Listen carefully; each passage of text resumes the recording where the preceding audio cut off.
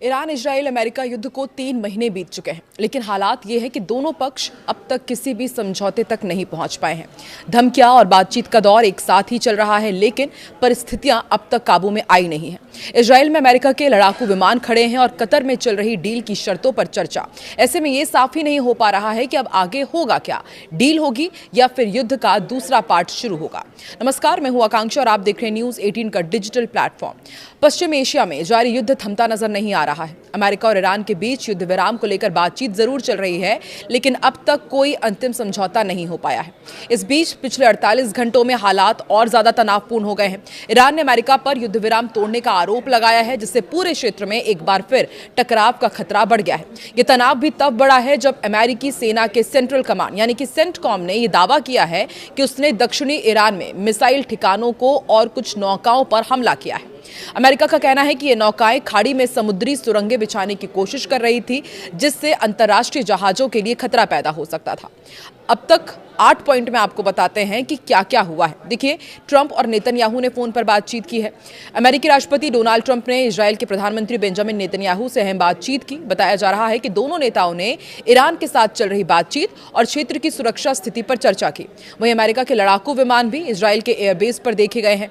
दूसरा अपडेट यह है कि कैंप डेविड की ट्रिप कैंसिल कर दी गई है। अमेरिकी राष्ट्रपति ने अपनी कैंप डेविड की ट्रिप कैंसिल कर दी है और इसकी वजह खराब मौसम बताई गई। इसकी वजह आज व्हाइट हाउस में ही कैबिनेट की बैठक आयोजित की गई, जिसमें निश्चित तौर पर ईरान का मुद्दा भी शामिल रहा। मार्को रूबियो का बयान आया है कि डील होने वाली है। अमेरिकी विदेशी मंत्री हैं मार्को रूबियो, जो इस समय भारत के दौरे पर है। उन्होंने साफ किया कि तमाम तनाव के बावजूद ईरान के साथ समझौते की संभावना अभी खत्म नहीं हुई है। अमेरिका की ईरान पर स्ट्राइक के बाद भी दोनों देश शांति वार्ता की ओर बढ़ रहे हैं। चौथा बड़ा अपडेट यह है कि कतर में एक गुप्त वार्ता चल रही है। मार्को रूबियो ने बताया कि कतर में दोनों पक्षों के बीच लगातार बातचीत हो रही है और समझौते की भाषा को लेकर कई मुद्दों पर चर्चा जारी है। समझौते की शर्तों और भाषा को लेकर यह बातचीत जारी है और उम्मीद है कि अगले कुछ दिनों में वार्ता हो जाएगी। एक और बड़ा अपडेट यह है कि इजराइल ने लेबनान पर फिर स्ट्राइक किया है।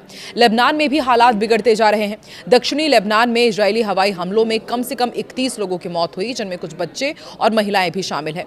लेबनान स्वास्थ्य मंत्री की ओर से ये जानकारी दी गई है। इधर हिजबुल्लाह के खिलाफ ग्राउंड ऑपरेशन भी जारी है। इजराइल ने कहा है कि उसने दक्षिणी लेबनान में अपने जमीनी अभियान को और तेज कर दिया है। वहीं हिजबुल्लाह ने दावा किया है कि उसके लड़ाके इजरायली सैनिकों से सीधी लड़ाई लड़ रहे हैं। ईरान में इंटरनेट सेवा इतने महीनों बाद फिर बहाल कर दी गई है। ईरान ने लगभग 3 महीने बाद इंटरनेट सेवाओं को आंशिक रूप से बहाल करना शुरू कर दिया है। युद्ध के दौरान दरअसल सरकार ने सुरक्षा कारणों से देश में डिजिटल बंदी लागू की थी।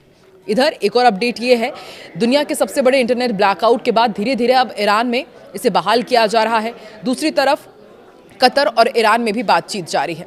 कतर के अमीर शेख तमीम बिन हमद अल थानी ने ईरान के राष्ट्रपति मसूद पेजेश्कियान से फोन पर बातचीत की।